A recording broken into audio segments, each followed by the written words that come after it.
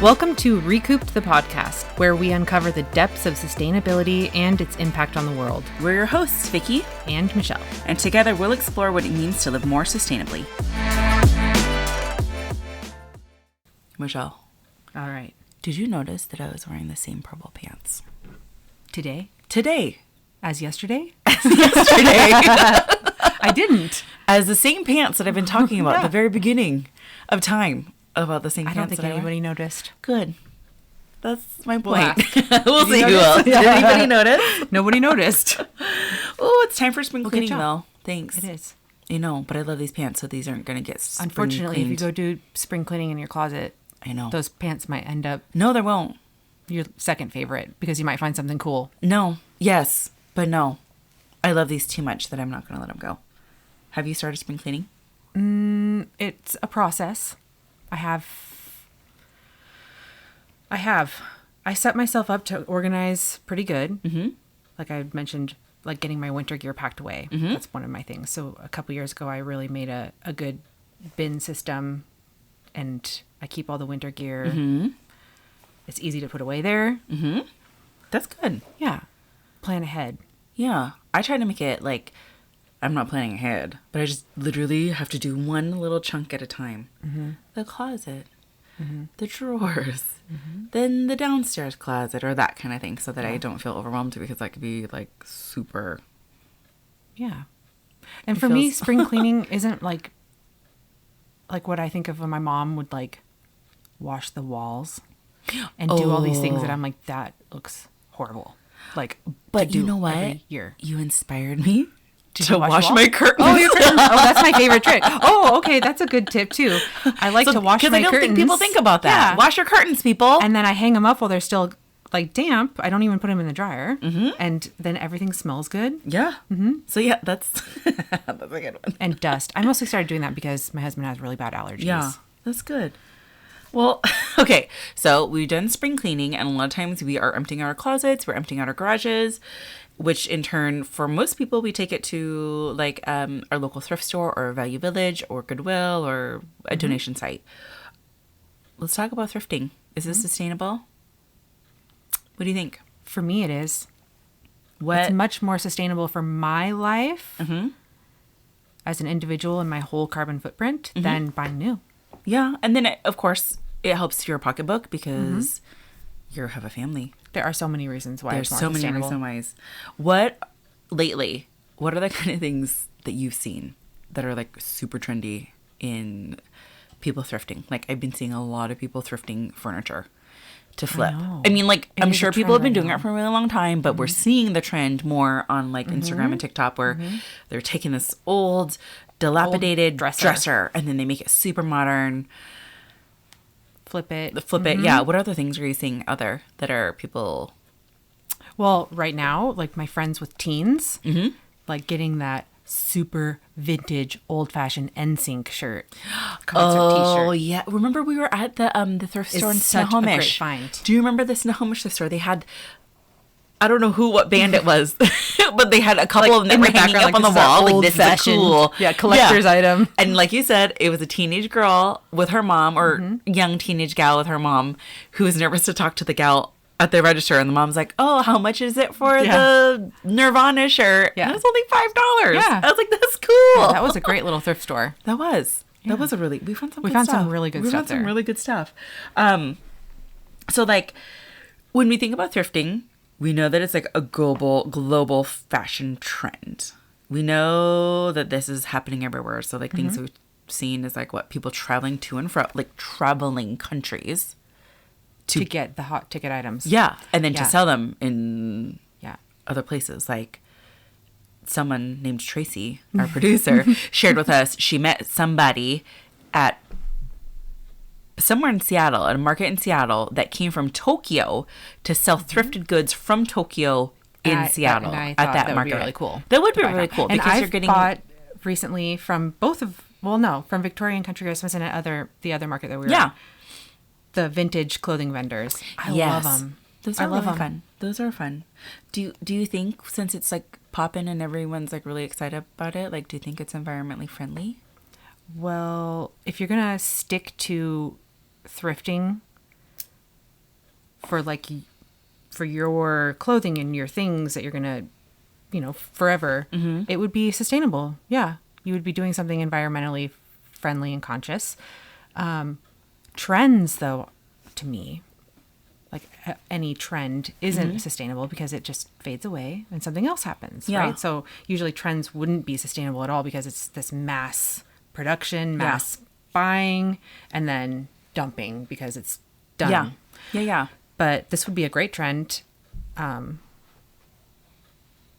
I mean, it is the trend now. Yeah. But is it? It's so weird. But the thing to is, see kids wearing the same stuff that we were wearing like in the 90s that we were like, this is never going to happen again. And it's back. Yeah. It's. I mean, it's okay.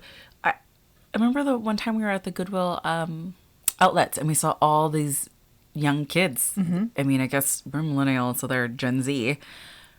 But we just saw all of them just hanging out and digging through these bins. They had camp chairs set off to the side. Like, because they were like treasure hunting. Yeah, treasure hunting. And I heard that one kid say, how many Looney Tune shirts do you think you have? And he goes, I have 12 right now. What in the world? I know. They were thrifting for Looney Tunes? So that's like a trend. Do they even know Looney Tunes? Leave some of those Looney Tune shirts for the others. Jeez. But they're probably buying them and then hiking up the price, which is, not a good trend.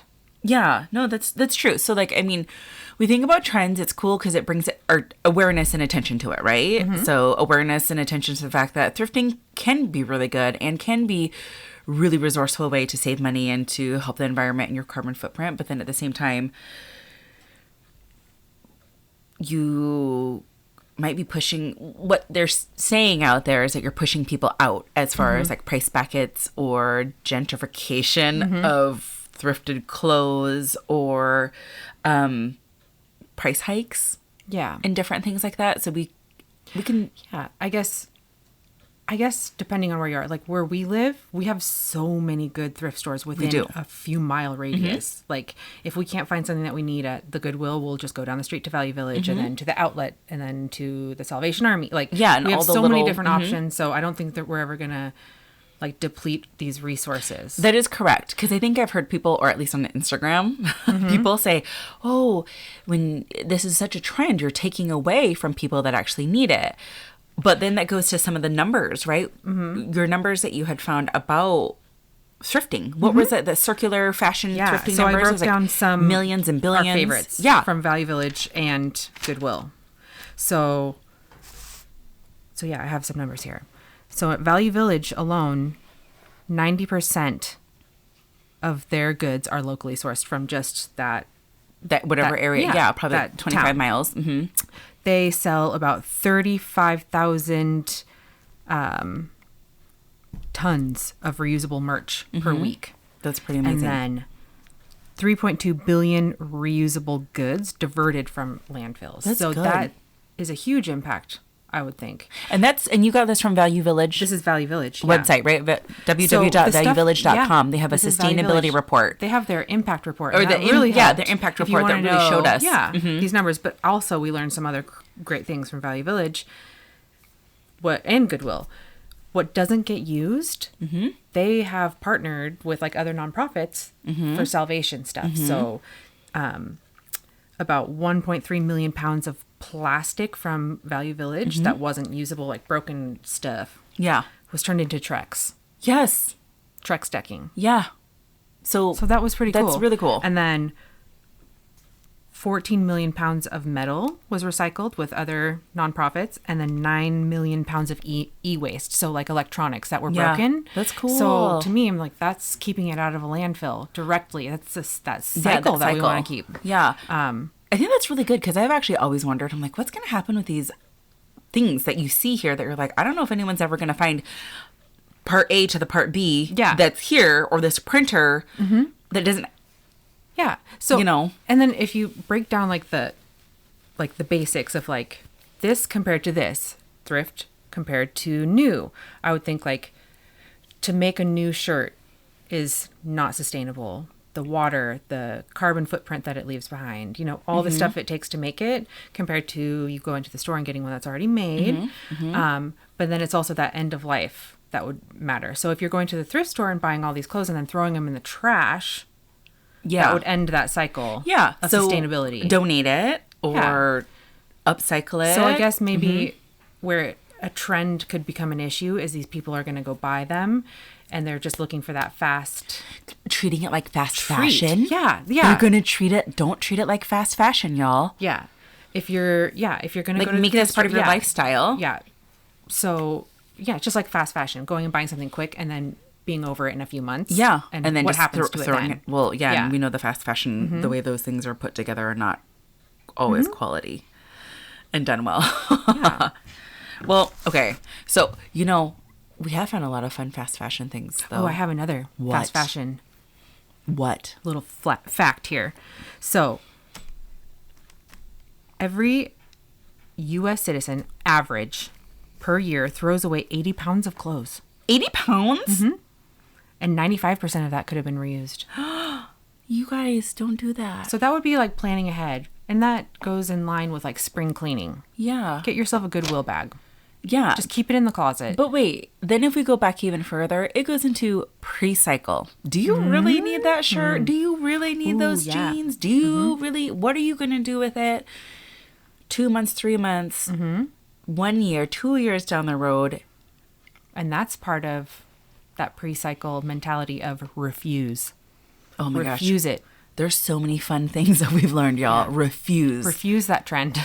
Refuse it. Yeah, totally. Refuse. You don't need 12 Looney Tune shirts. You're right. Goodness. What is the best thing when we've gone thrifting? What's like your best memory of oh my God, we have so many good memories. Okay, I'll tell you about mine. Do you remember our shock factor first? The very first time we went to the outlet.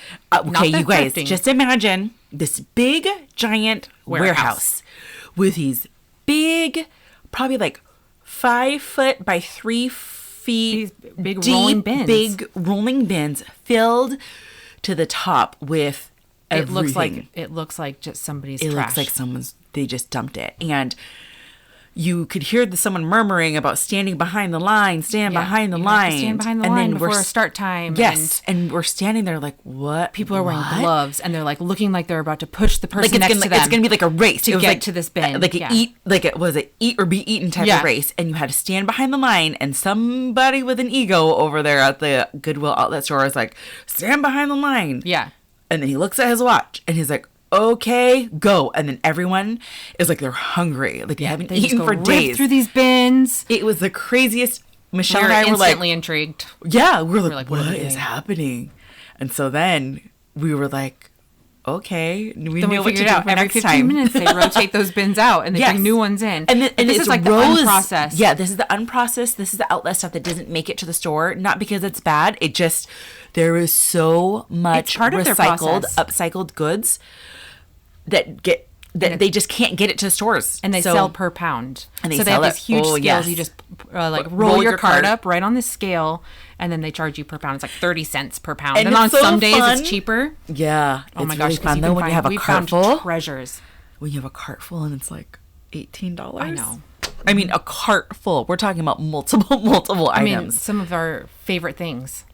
Remember my favorite. Okay, you guys, if you look on our Instagram or on our website, one of my favorite things that I found from the Goodwill bins were what I dub my old man pants. A little old man. They were a little old man, and it was a Filipino man because I looked at the tag.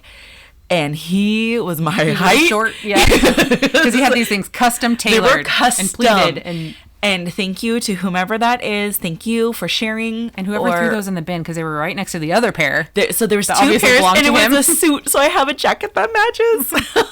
And they just fit Vicky perfect. So I do debut them. I wear them. They're on our website. I am wearing them. So every now and then when we're feeling a little feisty, we'll get our gloves. We'll go to the Goodwill outlet and we'll start digging. Yeah. Some of the best things like textiles, like vintage. I found a bunch of vintage fabrics that somebody must have just, because it's unprocessed still, like it just gets thrown in. So like folded up, huge like pile of vintage fabric scraps. Yeah, and you could tell the print, and it was very delicate. Some of it was delicate, but I've been able to make a bunch of cool stuff with it. Yeah, you found some good stuff. So So we talk about thrifting. We know how much we love it. I know you and I both love it, and we do agree thrifting is a delight. And there are some things about thrifting that may not work well, that it being a trend, or that people might be pushed out because of price points. But since we do love it, what do you want to share with people as far as like what they can do? What's a tip for people that want to thrift? So my mentality, it's a mindset thing. So I do so much thrifting that like I keep a list of things that that I need to get soon, you know, for like the kids. Like Ashley needs shoes, Ashley needs this, or and you've had some play great kitchen. stuff, yeah. The plastic play kitchen that's gonna last forever instead of the wooden one that I've bought in the past for my kids that I've thrown away. So like I'll get a plastic one, but I go with a renting mentality. It's I'm gonna go pay a really good price for this, get my use out of it, feel so satisfied because I didn't pay that much and it wasn't brand new, so I don't have to feel that dread about it breaking or something, you know. And then with the idea that it's going to go back to the thrift store when I'm done. You're being part of the cycle. Yeah. What's the cycle So it's called? almost like a renting mentality. Yeah. I'll take care of it, and then it'll go back to the thrift store for the next kid or person. Yeah. I love that. I love that. And then if I could share a tip, like one of the things that I've really enjoyed, there's, two things. I'll make it quick. I love like thrifting crafting supplies because we all know they don't always last. We know that we're not going to keep these Picassos forever from the kids or whatever. And they're really great to get inexpensive pom-poms and glitter and beads and glue. Or sometimes it can just trigger something creative in your mind and when just you're having there, it. like, oh, I need my that. own. And then for me, since I love garden and plants, it's just like finding planters there out of unique things that whatever you can find. I mean, that's what I say. Well, yeah, I mean, camping gear. Yeah, we found some One good of those, stuff too. like, camping gear is a big problem for being one with nature. It's very wasteful. Yeah, it is. But don't be wasteful, people. We love thrifting. We suggest you do it, but be sustainable about it. Pre-cycle, so don't just go thrifting to go thrifting. Don't go shopping just to go shopping.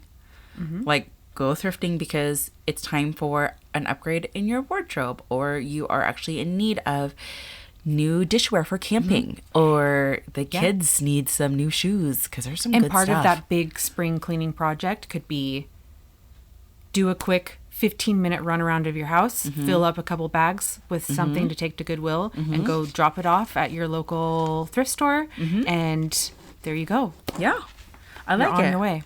I like it. Well, thanks for listening, y'all. Thanks for coming in and listening to us. This episode is about thrifting. Thank you for joining Recouped. I'm Vicky. And I'm Michelle. And if you want to hear more tips about how to live a more sustainable lifestyle, you can buy us a coffee. You can find the tip jar and the link in the show notes, and we'll be here for you. Yeah. Until next time, recycle, reduce, recoup. Recoup. Okay. Bye. Okay, love you. Bye.